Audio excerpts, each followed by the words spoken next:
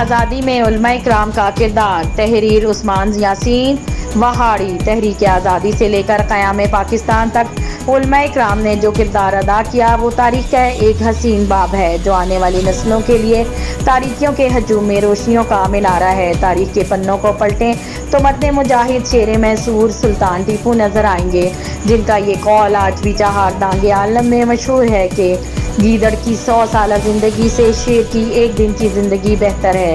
ایک ورق اور پلٹیں تو شیخ الہند محمود الحسن دیوبندی کا نام نظر آئے گا۔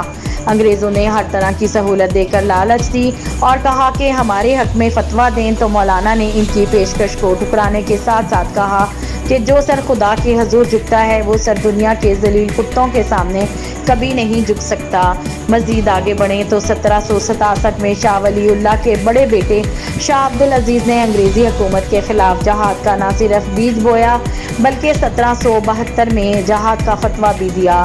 جب بھی مادر وطن کو ضرورت پڑی تو علماء شاملی کے میدان سے جزیرہ انڈمان میں نظر آئے، کبھی ریشمی رومال کی شکل میں نظر آئے اور کبھی زندانوں میں رہ کر پوری قوم کو انگریزوں کے خلاف برسرے پیکار کیا، کبھی تو خون کے دریا بہائے اور کبھی بالا کوٹ کی پہاڑی پر چڑھ کر انگریزوں کے خلاف علم بلند کیا۔ آئے ہم مذہب و ملت کے جھگڑے کو اور ذات پات و بھید بھاؤ کی قید سے آزاد ہو کر ایک ساتھ چلیں۔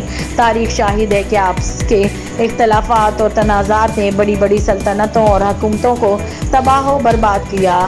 مولانا ابوالکلام آزاد کا جملہ بالکل صادق ثابت آتا ہے، لمحوں نے خطا کی، صدیوں نے سزا پائی۔ اگر ملک عزیز کی یہی حالت رہی تو آنے والی نسلیں ہمیں کبھی معاف نہیں کریں گی اور یہی سوال ان کی زبانوں پر بھی ہوگا۔